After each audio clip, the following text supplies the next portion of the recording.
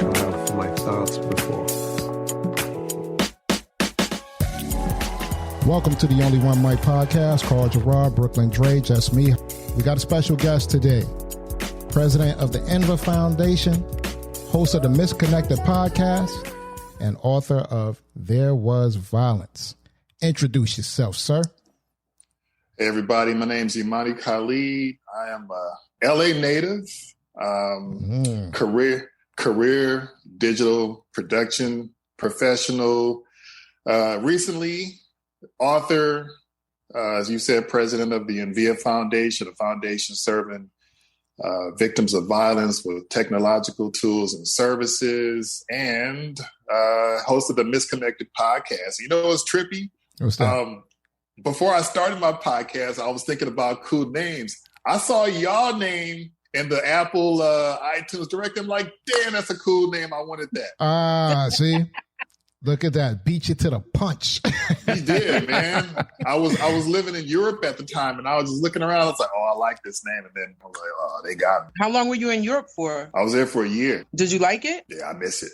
Really? Yeah. What's the aspects that you miss? Man, you know what's trip is that before I went, because I went for grad school, and, you know, it's like some people are like, where are you going? I was like, oh, I'm going to Spain. And they're like, one of my friends is like, you know, she's like Huey Newton conspiracy theorist. And she's like, oh, they don't like black people in Spain. I was like, you ain't never been. How you know? It's like, I'm sure there's some races there, but you ain't never been. So I went, and, you know, just being over there is like being in North America. It's like you can hop around to different states. And there you can hop around to different countries. So the experience was cool because it gives you perspective on how you get treated when you are African American in this country. Like, for example, I went to Switzerland and I was lost. I was looking for, you know, this one of the tourist spots. You know, a white woman grabbed my hand, said, oh, I'll take you. I'm like, oh, they set me up. Wow. Like, but, you know, but a stranger, I'm like, oh, they got me. But it was just like, they were just cool like that. And I had surgery over there, and I forgot my prescription on my phone. The lady was like, oh, just bring it tomorrow. I'm like, that would never happen here, you know, with the skepticism and the way we're treated sometimes, you know, just the food is cheaper and everything. So it's just a lot. It just really reframes what you think you know about the world and what you think you know about people. So I miss it a lot, man. If it wasn't for the pandemic, I would be visiting and taking another trip. Yeah, a lot of people tell you a lot about the world sitting on a stooping porch, right? Of course. There's racism everywhere. You don't have to look far for that, right? Nah, not at all, man. Nah. All right. Yeah. So listen, I'm going to jump right into it with you. You know, I got a lot I can talk to you about. And, you know, I got a lot to tell you. I know you do. So listen, South Central Los Angeles, and this is how, you know, you grew up during the 70s and the 80s. Which was totally the crack era, whether you was East Coast or West Coast. You know, as Tracy Morgan once said, either you was smoking it, selling it, somewhere you was caught up in it. Had family members or something like that. Or so, you were a product of it. Oh, a product of it, yeah. We all see how it affected our communities, how it affected our families. How did it affect you to write this book, There Was Violence? Because there's a lot right there in that title, just from doing my research on you and all. I know the story. We know the story. We want to hear the story from you. I don't want to tell your story. So jump right into it. Tell us about South Central Los Angeles, crack era. Go. Right. Okay, cool. That's a good setup. Let's get set up. Well, yeah, I mean, you know, dude, I never set out to be no author. Like I had other ambitions and other talents and whatnot. And just to frame it for people, what it was like in South Central LA during that time. So it's like, when I came along, it's like, we're coming right out of the Vietnam War and out of the civil rights era. And then, you know, like in the early to mid 70s, you had the Crips and the Bloods that are just kind of really forming and gaining traction, because what was happening out here is LAPD was shipping in racist cops from the South to handle us. You know, when I say handle, it just means to be brutal against people of color. So, you know, like moving towards like to the late 70s, you know, gang activity started gaining like a lot of traction. You see membership from both Crips and Bloods really gaining traction. And then even the drugs that was around then were like, what was it, like Sherm and PCP and all that. You know, with that comes, you know, a different layer of violence, and it comes a different layer of crime and different levels of hardship. And so the way I describe it in the book, man, it's kind of like a Black version of Game of Thrones, right? Because everybody got their different set, you know, their different location, they got their different motto and logo, their different colors and whatnot. So it's really in your best interest to know where you are at all times. You can put a map of LA County up and you give me about 100 different thumbtacks and I can show you where different gangs are, you know? So it's like an emotional minefield because you never, when something will come up, you never knew when you're going to step on a different mind that's going to blow up in your face. You never knew if violence would come to your doorstep. You never really knew when, you know, somebody would get shot, somebody would die when the police were rolling or whatever.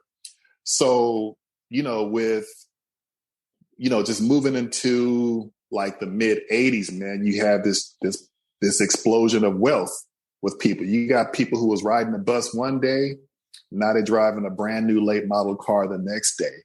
But then, you know, you got different predators. It's like, okay, there's different opportunity. You know, you got guys snatching chains. You got people carjacking other guys with their pimped out cars in the drive-through. So there was just like a lot of growing activity, and that level of violence was evolving like on a daily basis. And so it's just, for a guy like me, I was, you know, like I am now. I'm clean cut, but I'm hip to the game. Like I know the streets, and for me, it was an experience, a growing experience of learning the politics in the streets, learning the politics in the house, because home was crazy sometimes, and it became a matter of, what do I need to do as a quote unquote good kid?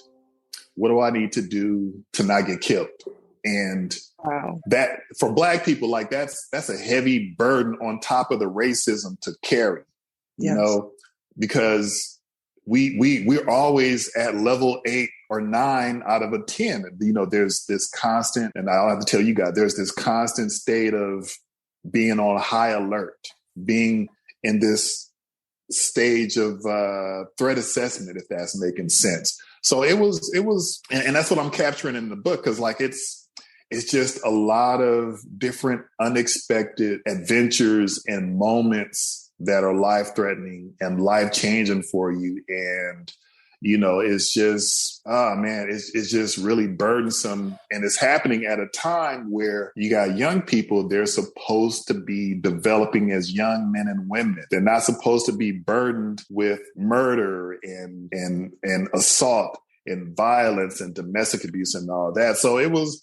just really an introduction to violence from an early age, like 7 years old when the first bullet flew by my head. And it was just overwhelming, man. And I made it out just really with intentions of being, being deliberate about staying out of trouble, but also I was just lucky. So you never got pressured to join a gang? Nah, that wasn't me. Like that was an option. Well, first of all, my mother wasn't having it. Like my mother was gangster. My mother was a pistol packing woman. She wasn't having that. And I honestly didn't want that for myself. Like I didn't carry it like that.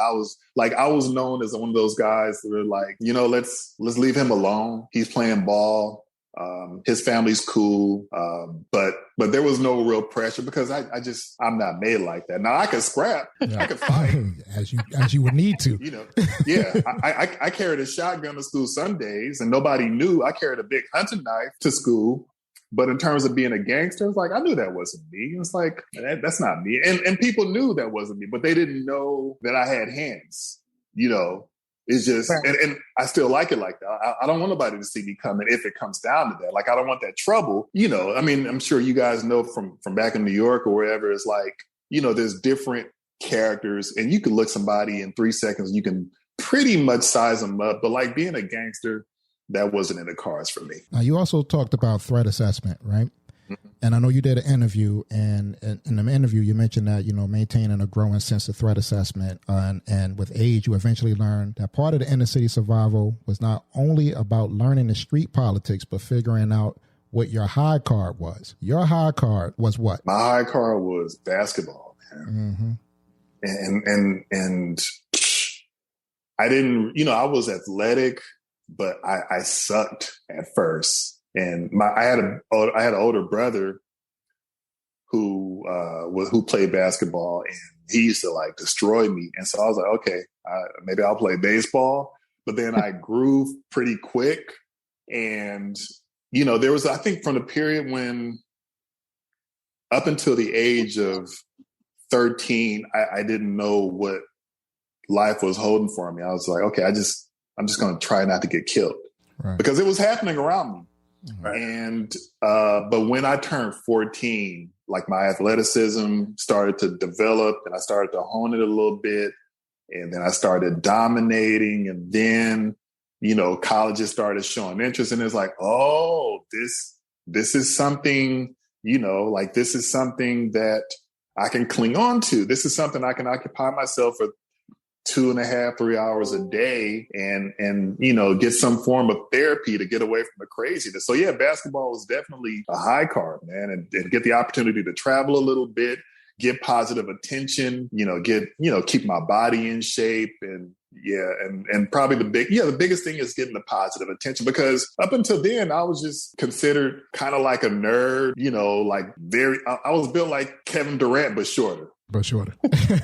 Yeah. What college did you attend? I went to Long Beach State. So you stayed in your state? Yeah. I stayed local. And then you studied abroad? I didn't study abroad till like a few years ago, like about six years ago. Oh. So I did that later in life. Yeah. Okay. I think college is a big difference when you go straight out of high school, and then when you go later on. Like when I didn't go straight out of high school. I moved to North Carolina and I went to hair school. I went to Dudley's hair school, and I came back and my father was like, you're going to have to join the service, or you're going to have to go to school, but you're going to get up out of here.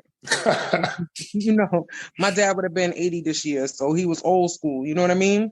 Mm-hmm. So I ended up looking at historically black colleges, and I wanted to go someplace that wasn't too far from home. So I ended up going to Del State. I think I did it because I had to, or that was the thing to do when you got out of high school, was to continue your education. And I didn't appreciate college until just recently when I enrolled, and I wasn't rushed to pick a major. I picked the major that I wanted, and before it just felt like it's something like I had to do it. So I didn't enjoy it. I enjoyed the parties and I enjoyed the people. But as far as being in school, it is a big difference. So what did you find any differences? Did you appreciate it more when you went back? Yeah, because doing undergraduate studies, I didn't know I had no idea what I wanted to study. I just saw college as a means to just be off the streets and to bring some kind of order and structure to my life, and just be on some kind of path that would take me away from what was happening to some of my friends. And they were like, becoming teenage parents, or just getting locked up, or just, out there slanging and or just doing nothing. It's like I didn't want that. So I just chose just a basic major, but doing it later in life and having more life experience, it was a matter of, okay, I've lived a bit or a lot. I'm more focused. So now I have enough life experience to really hone in on something or some studies that's going to serve me. And what I studied was business competitiveness and innovation. And it's like, just going in with greater intentions. Like I was more excited about that. I absorbed a lot of the content better versus, just really, quite frankly, making a fear-based and naive decision when I was doing my undergrad, which I think a lot of young people do. It's like, you don't know shit. And you just kind of like do stuff, and you're spending money, you're incurring student loan debt or whatever. But like this one was a very different experience. And plus I had more money to enjoy myself more. So just like kind of being in Europe, it's like, okay, well, I can go to Portugal for a few days, or I can just take a train. So I live 20 minutes from the French border. So I can take a train to France and just kind of hang out for a day or two. So it was like a much better experience. I mean, I wish I would have did it when I was younger, but hey, man, what's done is done. Right. Well, that sounds beautiful. I think I went out of the country one time and I can't even remember it was Canada. So that doesn't even count. I think I was 5. It doesn't even count. But, and I would be ashamed of myself because I need my passport. I don't even have that. But, I really want to get on that and start to travel. And I really did you go to France to visit? I've been to France like 10 times. I mean, I went before I went to grad school, but like living 20 minutes from the border, you just hop on a train for like $30 and you're there. It's so funny that you said that your friend told you that they were really racist in Spain, because I was speaking to a friend of mine and I'm like, I always wanted to go to France. Like, I just want to go to like a little bistro. I see myself chilling in France. And my friend was like, don't go there because they are so racist. And I'm like, you just really got to go and experience it yourself. My experience is that if you go there, if you go in any country and you don't go and be an they'll be okay with, but if you go and you the ugly American and you just like, you like, why they ain't got no Roscoe's chicken, or like, like where Fatburger at? Yeah, where Carl's Jr. at? Then they're gonna look at you crazy. You just can't. There's racism everywhere, but it's just funny how, and I think in a different way, that's trauma speaking. It's like, oh, you can't go there. That's fear-based thinking. Right. And that's part of why I do what I do, is to help people connect the dots. It's like, everything is not the way TV is portrayed, and everything is not the way that you think it is, or if you're drawing a false equivalence of what's happening here and you go to a different country, then you might experience something different. It just, as Black people, we got to get out of, this mindset that everybody is out to get us and everybody hates us. And that's not really the case in my experience. And that's an interesting point that you bring up, is that do we set ourselves based on trauma and our mindsets to say, I won't go to X, Y, Z. Like, no matter where we go as Black people, the radar is always up to say, if I go here, I'm going to be mistreated. If I go, you got some people that'll tell you, if you're American Black going to Africa, that you'll be mistreated by your own people. I've heard that argument made a lot of times. So it's like, because of the way that we're treated here in the States, we kind of create our own mental trauma of traveling abroad, or just sometimes even leaving your own neighborhood. It's true. I was getting ready to say that. It's people that, it's people that live in, I won't even use New York. I'll use Delaware for an example. Okay. It's a smaller state. The first state. It's people that live in Wilmington that's never been to Dover, and people that live in Dover that don't go to Wilmington because of what they heard, and they're already traumatized and don't want to travel like that. So, that happens here. I live right next to the Bronx. It's people that live in this area and they would be like, oh, I'm not going to the Bronx. You know what I mean? Well, now I wouldn't go like that either. Yeah, right now. Yeah, it's kind of crazy. Not right now. But, back in the day, I used to hop on the train all the time. We was on Fordham Road in like 6 minutes. We was there. So it's people that's scared. They're scared because of what they're taught. A lot of that goes, and a lot of that has to do with the media, I feel. Because I remember, I don't know if you guys saw this, but Michael Moore did a documentary, Bowling for Columbine. Yeah. And in the documentary, he's like, a black male with a hoodie that's like a scary figure. So it makes people lock their doors because you're constantly looking on TV, and a black male with a hoodie on is a scary person. They're portrayed as a scary person, a dangerous person on TV. So people lock their doors. It gets to the point where even Black people lock their doors because they're like, here come a black man with a hoodie, but it's what they're throwing at us. So I just wanted to ask you real quick to jump into your book a little bit, because I just published a book too. So I'm interested in the book. Congratulations. Yes, congratulations to you too. Thank you. So your book, when was it published? When did you publish it? I just released it in September, this past September.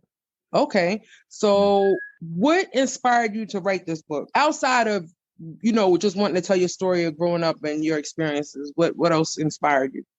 So it's funny how it all came together. I used to live in a beach community called Marina del Rey, which is near Venice Beach. If you ever heard of Venice Beach. Yeah. Yes. And the story is that I just had Sunday breakfast at one of my favorite restaurants. And I was like, okay, it's time to go to the grocery store. And I'm walking out of the parking lot and I see this dude coming towards me and his fist balled up. He got this intense look on his face and he's probably maybe 60 feet away or so. And we talk about trauma and I'm like, to me, my brain is going, this looks like every time where you piss somebody off and they want to do harm to you. They're going to take off on you. So now my mind with each microsecond is going, okay, get ready. Like, I don't know what dude's problem is, but keep that chin tucked, get your feet ready, and he's a bigger dude. Like I'm 6'4", I go about 220, 225. This is a bigger dude, a younger dude. And he gets about 10, 15 feet away and I'm thinking like, okay, here it goes. We're both in arm's distance. And then he passes me and I'm still keeping my eye on him like, yeah, nice try. I know that trick. But then he's passing me. And the reason why I reacted to that again is because that's what I've experienced in my past, or I've seen that develop, like that conflict develop right in front of me. And this goes back to that trauma. And then, so he passes and dude was just looking for his lady friend. Like I look back and he's like embracing some woman and, his lady friend, they're hugging and kissing. And then on the real, I was just like, what the you? Like, right. You got to have a talk with yourself. Like, what is wrong with you? Like I knew happened to me as a younger man and up into my early 20s. And it's like, what is wrong with you? And I went to the grocery store and I sat in the car for a good half hour, just pouring over everything. And it was just like, this requires like some serious introspection. And I'm like sleepwalking in the grocery store, just still thinking about that. And I'm putting groceries in the cart and I'm pouring everything. And I'm thinking like, I work in corporate America. I can't go to work with a black eye or missing teeth or just be out of work for long periods of unexplained time. And I went home and, I journaled because I journaled pretty regularly. I journaled. And 3 months later, I had a 90,000 word document. And common thread of all that, there was violence. There was violence that impacted me. And you talk about crack. My brother used crack. This is the first time I've ever said those words to another person. Y'all hearing it for the first time. Wow. My brother periodically crack. Mm-hmm. And I have another family member who disassociated from their Afrocentricity. My mother was traumatized with violence and my other sister was traumatized through violence. And so it was like, okay, well, what do I do with this? And I gotta share this because at that point, it wasn't just about me. It was more about what are the other implications? It's like, I used to put people in the box like, oh, she just a hood rat. She just don't want nothing for herself. She's bad. Or this dude, he's just a punk, or this dude, he's just a thug or whatever. It's deeper than that for people, especially us. There's like nobody grows up wanting to be quote unquote bad or a criminal.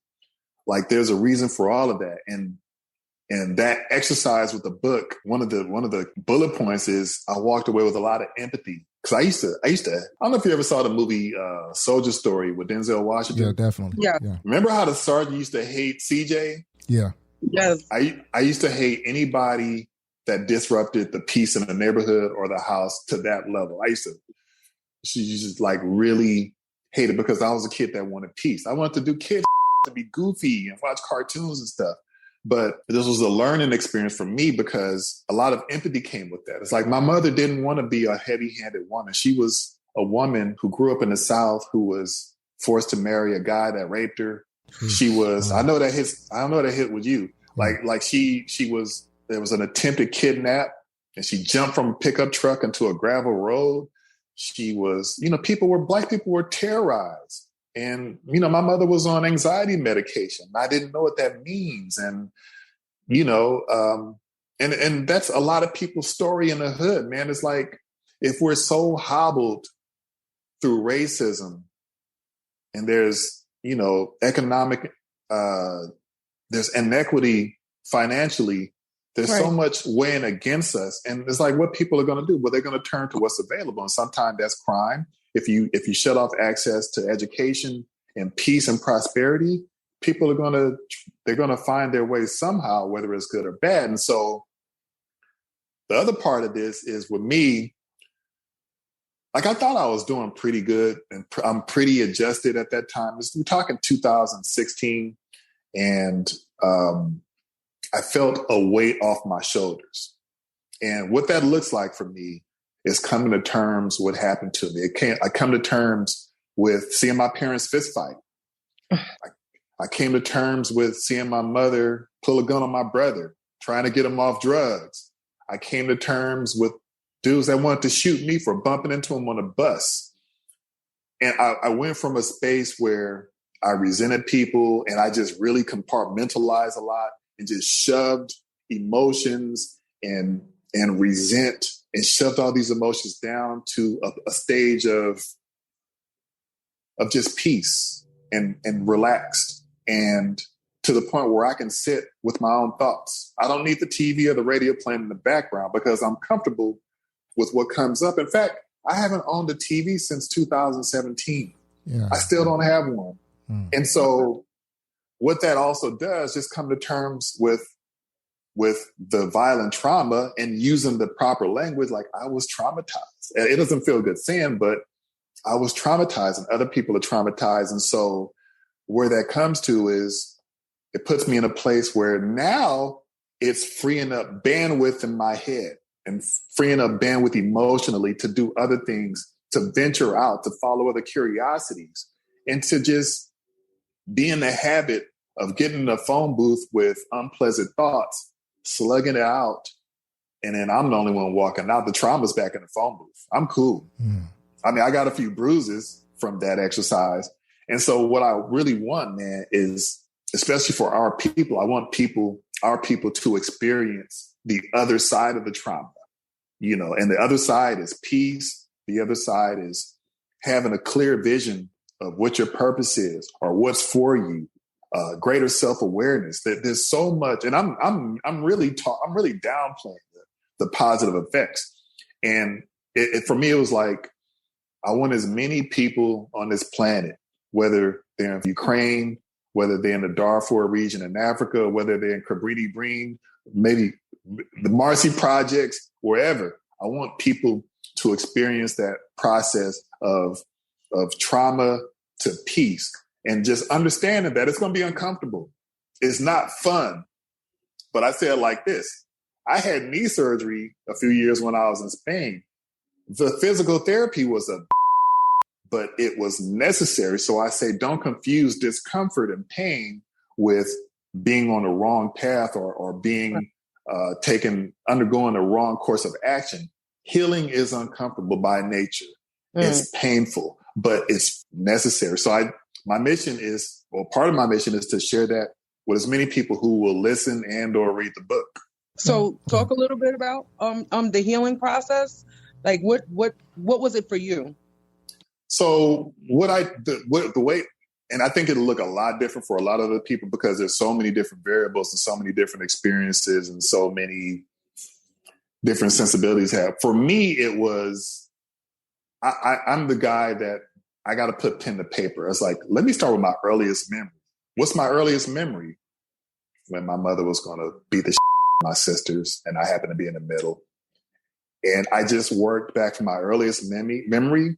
And I looked at each significant moment up until I was about 18 years old, and understanding and deconstructing what each moment was, or what those significant moments were. For example, I talked to you about the guy on the bus that wanted to shoot me. It's like I bumped into him and he told another guy, he's like, I was going to shoot.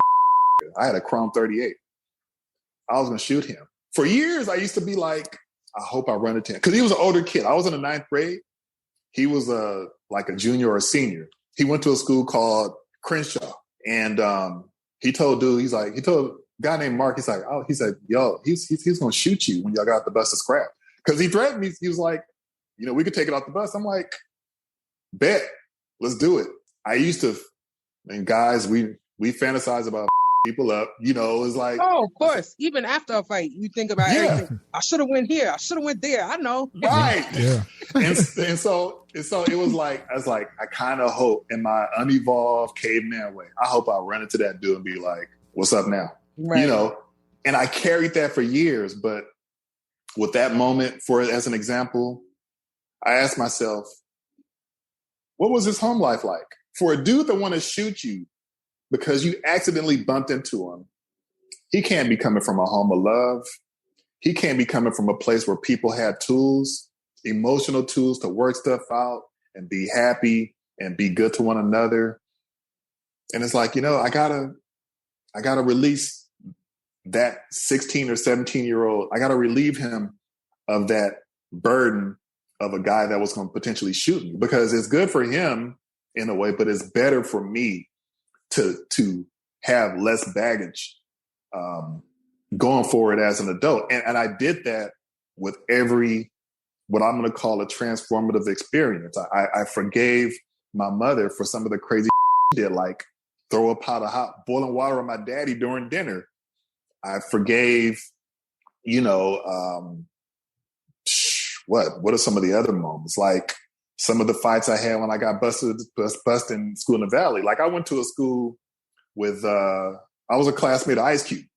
Oh, okay. And, like what happened on the bus or at school there. And so it was just really coming through these moments, understanding what happened, understanding my role in it, because like it or not, you have a role in it, whether it's you just being in a specific place, whether it's you say something that pulls you into conflict or whatever. And, it's like, I don't want to discount that and let myself off the hook. I mean, it's not an excuse for somebody attacking you, but I'm a big advocate. And this is a quote that I use from the HBO show, The Wire. It's like, all the pieces matter. Mm-hmm.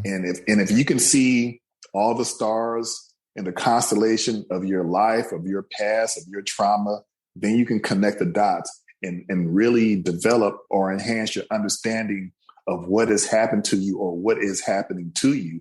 And so that's what I'm modeling for people in the book. I'm going through everything. I'm going through all these uncomfortable moments in retrospect, understanding what happened, and then looking at the before and after, before that particular event and after event, like how did that change me? And I'm just really modeling for people of something that I think in the layman's point of view, that's effective of deconstructing your trauma. Now, how important do you believe that is to catch the youth right now? Because as you can see, I'm pretty sure in California, just like it is in New York and Chicago, the level of violence, since, if you want to say coming out of the pandemic, I know what's going on way before the pandemic, but coming out of it, it seems like it's getting a lot more crazier, a lot more scarier, a lot more wild. Yeah. And, it's a lot of it is being committed by young people. Yeah. Like you have cases of young people beating elders, killing babies, raping, murdering. So is it maybe something that they're not confronting, that they're kind of projecting onto the rest of the world, but it's coming in like a mass wave? So do you feel that it's important, which I'm pretty sure you do? Pretty sure I know the answer to this question, but I got to ask you anyway. Do you think that it's important to kind of stop this now, like have these young people face the trauma that they've been through before they get out there? Absolutely, because you talk about the youth. I've been mentoring a young man for over 10 years, and over the holidays, just after the holidays, he got robbed. He went to a jewelry store and somebody robbed him at gunpoint. But back to your question, like the importance of that is that I feel like people are sleepwalking, and they don't understand really what is happening in real time. What's happening in real time with their own emotions, what's happening in their communities, their neighborhoods, the state, the country. And part of the healing process and the resolution is awareness. Like I really wish that somebody was using the proper language when I was coming up. Like the proper language to use is you're traumatized. You're you're negatively impacted. You are a victim of this. It's not to say you a punk. It's not to say that as a young person that you did something wrong. It's not to say that you're soft. Like two things can happen at once. You can still be a masculine, hard man and be a victim. Right. The game is the game. So we have to, I think, bring people, especially young people, to a level of awareness and understanding of what's happening and how to navigate around and through that. And I just don't feel like that's happening enough. I mean, especially with some of our political leaders, like you got some of these people who are,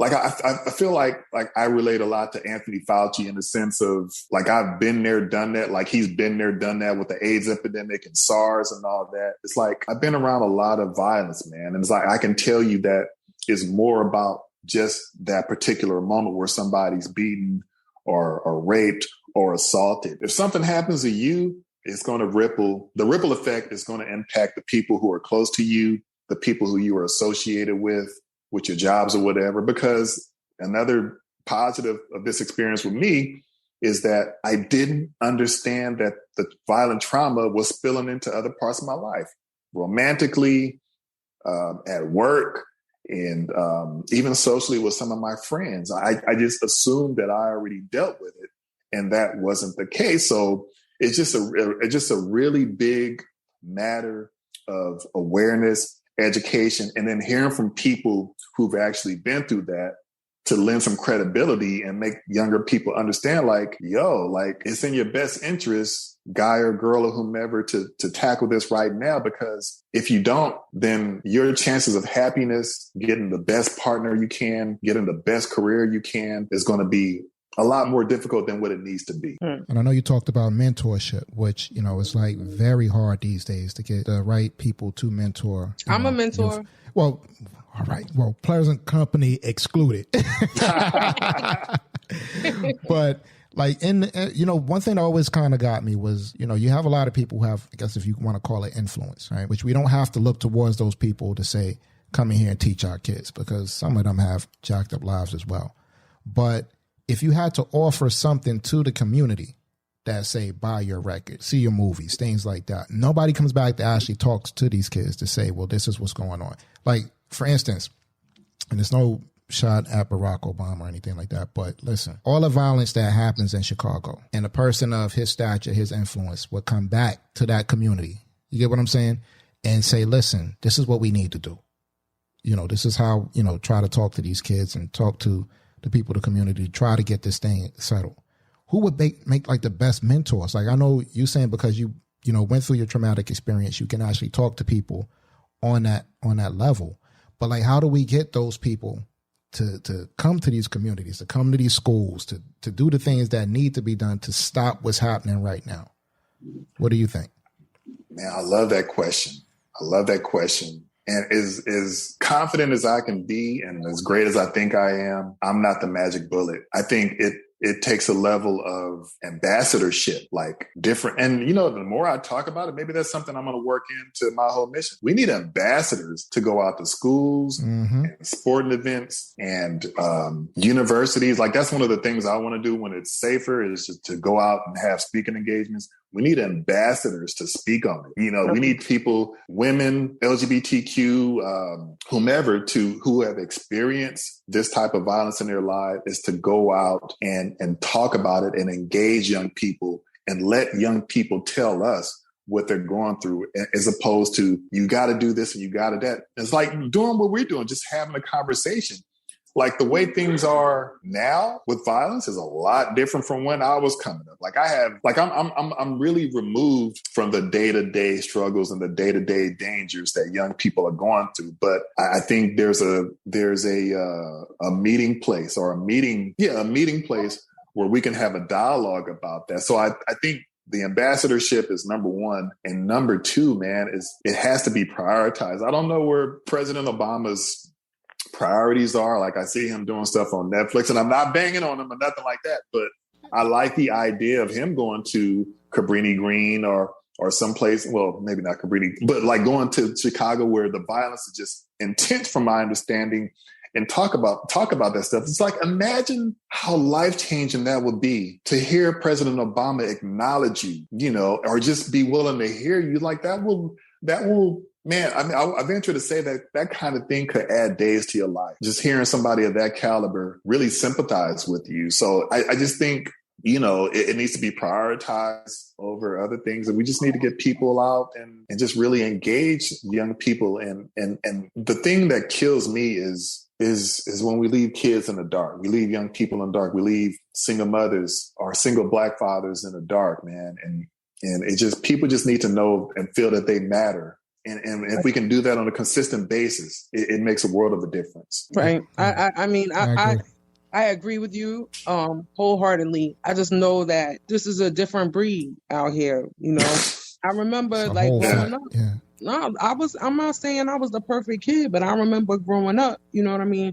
It was a certain level of respect. Now we might have been going to the gas station and buying 40s, thinking we was going to get drunk at an early age when we were underage, and we might have been smoking cigarettes behind our parents' back or rolling up a joint. You know, but as soon as you saw your mother's friend coming, it's like, oh, how you doing? You know, these kids today, they will sit there, roll it, smoke it, curse. Offer you a hit. Like, yeah. You know what I mean? Curse and carry on. So I feel like at some point, you know, having, like what you said, an ambassador going out and talking, or, you know, I think that would reach 1, 2, and that's good because that's a start. That's a start. You know what I mean? Like, I mean, I'm saying it's not going to reach the masses. These kids are out of control here, there, everywhere. You know, I made a joke earlier, but the Bronx is nuts right now. Very much. It's not no place you want to just be walking around. There's little babies dying because of stray bullets and everything. Is, you know, before we even logged on, I was watching the news. 13-year-old just got arrested for trying to mug a 76-year-old lady in the Bronx. Like, this is real. Like, I don't know if COVID made people crazy, but it seemed like once people got out the house, they were like, you know, and they're just doing whatever. And it's like, where are your senses? Like, what's going on?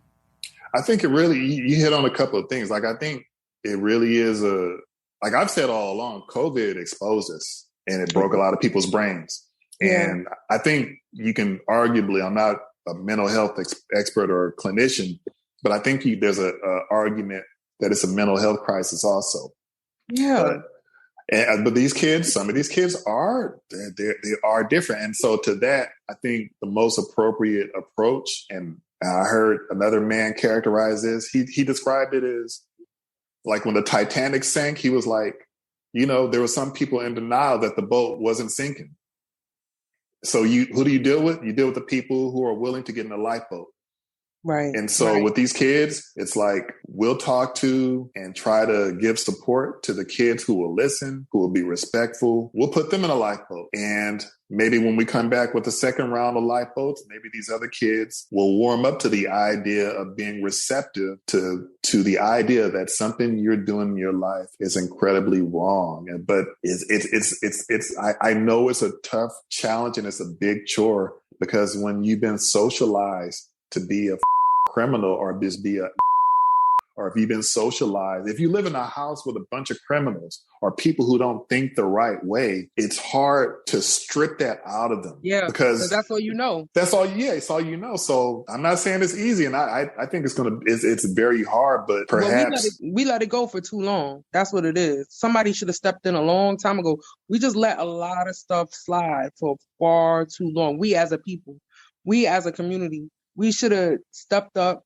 You know what I mean? It seemed like, you know, once people start, it's funny because you start making money and then you move out the hood, right? Then you don't want to turn back. You don't never want to go back. Or you might ride by to show your kid, like, look, I used to live in that house right there, but let's get out of here. We're going to go. You know what I mean?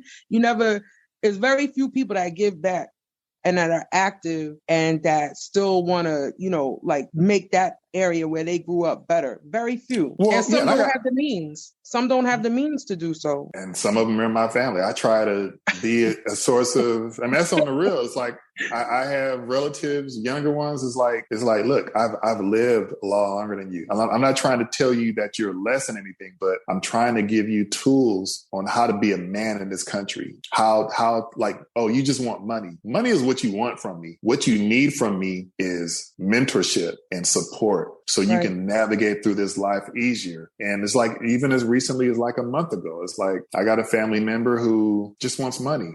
And who did he get that from? His daddy. It's like, you don't want the tools and sharing some wisdom. Vicious and that's cycle. part, and it's part of being hard-headed, as my mother used to say. It's just being hard-headed. Just people just getting some bubbles, and it's hard to pull them out of that. And I think some of it's fear-based, some of it's just naive or naivete. Yeah. Generational ignorance is what I like to call it. I didn't want to say it, but yeah, it is, man. Yeah. It is ruthless. It's deadly. Mm-hmm. And some people won't break that curse. They're trying not to as much as they can. I want to jump into your foundation. Right. Yeah. So I want you to touch on that foundation.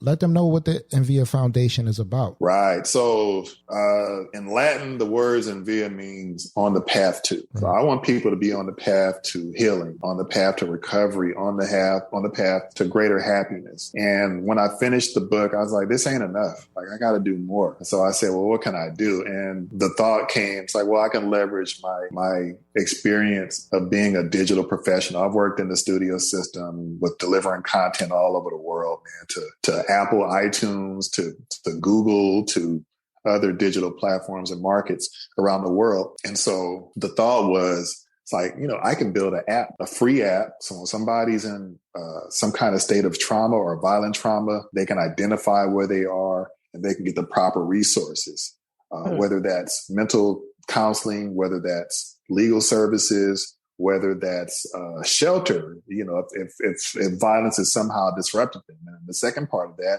the vision is to provide services and funds for people who may need assistance for a variety of reasons. So my foundation, quite frankly, is very young. Like, I'm in the process of really laying out and building the app, and I'm having meetings and discussions with people in the industry. So the app is probably about a year away, unless I'm just being really conservative from being fully constructed and up on the Apple and the Google market. But that's my mission, man, is to have technological tools for people that are free, and to have funds and services for people like housing that will help them during those disruptive moments. And the reason, or the way empathy plays into this, is like, I know how disruptive violence could be. Like, I know how scary it was in our home when the police had to come take my daddy away because my mother got into it. Or if, some stuff was jumping off at school and I got so depressed that I'm taking tequila shots before I go to school at like 8 a.m. and not understanding why I was doing it. And it's like, it's a trip, man, because people look at me, they go, oh, and it's funny when people know you, they use the common language, like especially white people that don't know me, they go, oh, hey, Imani, like you had a Cosby kind of like upbringing, did you? I'm like, well, which Cosby are you talking about? Are you talking about Martini Cosby, or are you like talking about the show? They like the show, like, oh, okay. Martini Cosby.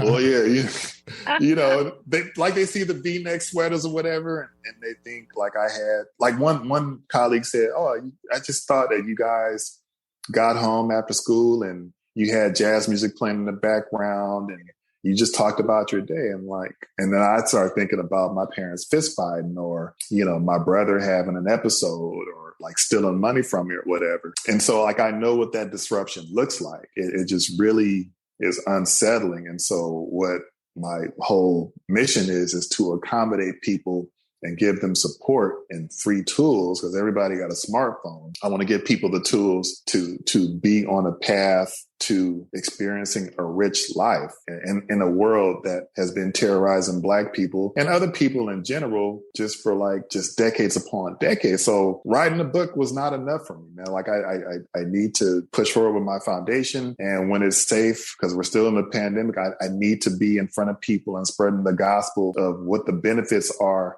to identifying what kind of trauma you may have experienced, and offer some suggestions on how you can get to a place of peace. I know we got to wrap up soon, but I just wanted to know really quickly, how did your family receive your book? Because it sounds like you did like a little tell-all, you left some secrets out. So how did they take that? Everybody doesn't know. Oh, wow. Oh, wow. Yeah. So some people know, some people are taken aback by it. Some people, I think my guess is they're going to be resentful of the things that I say. There's going to be a strong reaction to, but that don't help nobody. Like just keeping all these secrets, like I changed some events and I changed names, but that's part of our problem, man. It's like everybody got all these secrets and you don't talk about for decades. And you go to the graveyard not having resolved anything. Right. And it's like that doesn't serve anybody. It doesn't serve a white family, a black family, or an Asian family if you have like the uncle who was like molesting kids and that's another part. Like nobody wants to talk about that. And that goes on a lot in a lot of different homes. Yeah, a lot of different homes. It goes on a lot. Yeah. So it's in a mix of pleasantly positive. And I think some people, when they really learn, they ain't gonna like it. But I'm willing to accept that. But when that movie option's on the table, yeah, then you'll have family coming to you like, hey, bro, they're gonna love you. Hey, I don't care what you said about me. Yeah.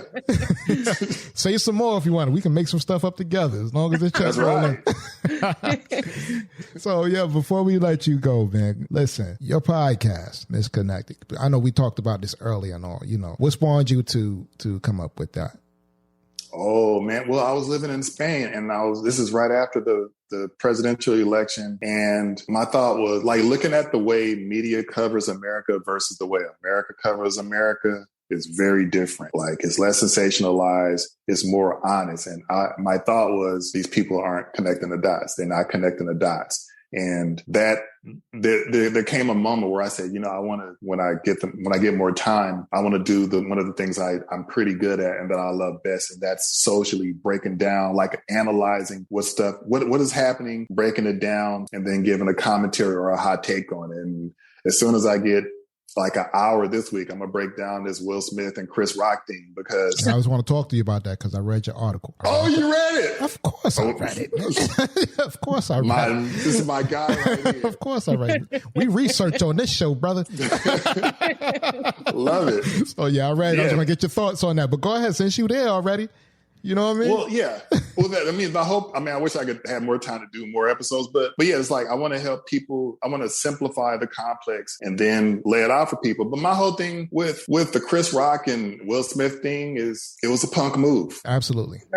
It was a punk move because if Idris Elba or The Rock or The Game or 50 is, yeah, if they make that joke, Will Smith ain't getting out of his seat. And it's like, it's like, I this is in the book also, I have felt that pressure of a dominating woman that forced me to violence. Because my mother at a parent-teacher conference, it's in the book, but the long and short of it, a kid punched me and my mother looked at me like, you better get him. And I felt horrible about it. I felt bad. So with the whole Will Smith thing, I feel like dude has a lot of things to work out. And I don't think Will Smith is a bad guy. I think he succumbed to a lot of pressure. I think he succumbed to a lot of maybe some realistic expectations. And he basically took an opportunity to bully a guy half his size. Right. And part of my mission is like, it's more about that moment. But it's like you assaulted a guy in front of an auditorium of a gang of people. And it's like Chris Rock has 2 daughters.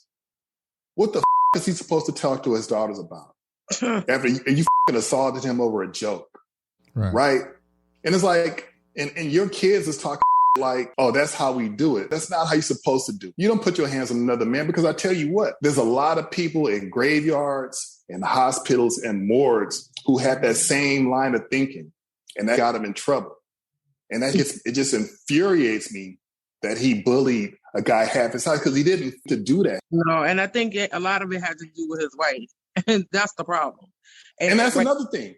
And it's like if your job as a woman or a mate, you're supposed to stop your guy when he's going to do something foolish. If you really, if that's love, stop him. She egged him on because she made a face. He was laughing. If you watch the clip, he was laughing. He's laughing at first. Yeah, and then she rolled her eyes. And I said this on our show, what was it, last week? I said, it looked like she beating him at home because he jumped right up. You know what I mean? She putting a pause on him. And then she laughed as he was walking back. She thought it was funny. I don't know. I that's why I thought it was a skip, but it wasn't until that awkward silence came that you knew, like, okay, they for real. You know what I mean? And then he's yelling from his seat, cussing at the dude. And again, the audience are trying full of people. And it's like, what 52-year-old man does that who's not on the street? And I'm not saying dude needs to be canceled because I'm not one for that. But dude needs some serious work, some emotional work. And I know there's a lot of pressures of being an entertainer. Some people, like I've known people who die over some woman. Like we can go to any prison. We go to Rikers. We can go to Wayside or Soledad out here. We can go in there and say, raise your hand if you in here over a woman or a guy. And it's going to be a large percentage. It's a large percentage. Mm-hmm. Yeah. And it's like, if you man enough to assault a guy in public, you got to be man enough to publicly apologize to that man if he will accept your apology. And I think that's the thing to do. The speech, how narcissistic was that speech? Oh my goodness, I was so You a vessel for love? You a vessel for love? I honestly think that the Williams sisters should have checked them too, because you don't invoke their father's name in your foolishness. Yes, and check this out, man. That's why I'm just really trying to help people see the constellation. It's like, imagine if he hadn't done that. Questlove has a shining moment and gets his Oscar. The Williams sisters can bask in their legacy and their father being celebrated. Right. And you, as a black man, Will Smith, there will never be a fifth black man to get an Oscar for a best leading actor. That moment is gone. And let's not forget, all black production cast, first time. Will Packard. And he had a good line about that. He said when that happened, it felt like somebody poured concrete in the room. I was like, ooh. That's a cold line, but it's a cautionary tale. And it's like, if I had to talk to him, if I was able to talk to him, like, dude, imagine if you hadn't done that. Imagine how that night would have gone. Right. So it's just like, the people, it's like, you got to think, you got to fight your impulses. You know, you have to develop the tools to get around that, because I was that guy in my 20s. Like I wanted to take off on a dude because he said some crazy to the girl I was dating at the time. Nothing jumped off, but she tried to stop me, to her credit. But it's like, we got to fight our impulses, and we can't glorify violence, man. Like what's happening in Ukraine, that's necessary violence and defending yourself from invaders. But this whole thing of just being casual and fetishizing violence. Not to mention just to see two, black men going at it in a room. Because you know what they're going to say. Yeah. And like say, this would be socially acceptable if it was the BET Awards or the Source Awards. Yeah. But when it's the Oscars, it's like national news. You know what I mean? So it's international. International, actually, because overseas they had it first. You know what I mean? And they didn't have it censored, because that's the way I found out. Like a friend of mine sent me a video. He's like, "What is this?" I'm like, "Is this a bit?" And I'm like, it was the Australian coverage of it, and it's like, look, man, as specifically with black people, we don't have that margin of error to keep like this and demand equity and opportunity. And in parallel, being irresponsible and reckless. Like, that's not helping our cause. And yes, I know things happen, but we don't have that margin of error. And I was embarrassed by that. Me too. I was too. Most definitely. All right, so we're going to get ready to close out, right? Before we go completely off, I want you to please, Imani, tell everybody where they can reach you at. Yeah, so you can hit me on social media. Just, I forget the handle, but go on Twitter or Instagram, enter There Was Violence. Those are the official social media accounts for the book. You can go to my official website, www.therewasviolence.com, to get all the information and contacts. If you want to buy the book and get linked to the different websites like Amazon and Apple and Google, you can do it there. If you want to hear my hot takes, look up the Misconnected Podcast on Apple, Google, Spotify, Stitcher, TuneIn. You can hit me there. I have a social media account for Misconnected Podcast also, so you can search for that. Yeah, and I think that's pretty much it, man. Let me just say, man, this is the best conversation I've had. Like, wow. We gotta hit the yes on that one. Yeah. This feels like home. We enjoyed you. Yeah, that's how we do it, man. All right. And the Only One Mic podcast is available on all major platforms that you stream your podcasts on. Please don't forget to rate the show and subscribe. Smash up them likes. Also, if you'd like to get in contact with the Only One Mic, you can reach us via Instagram and Twitter at the Only One Mic P1, Facebook and LinkedIn at the Only One Mic Podcast, and email at the Only One Mic 00@gmail.com. Speak your truth quietly and clearly, and listen to others, even the dull and the ignorant, because they too have their story to tell. Imani, also say this before I go. I never had to run from the Ku Klux Klan, and I shouldn't have to run from a black man. Peace. Well said. Thank you, guys. All right.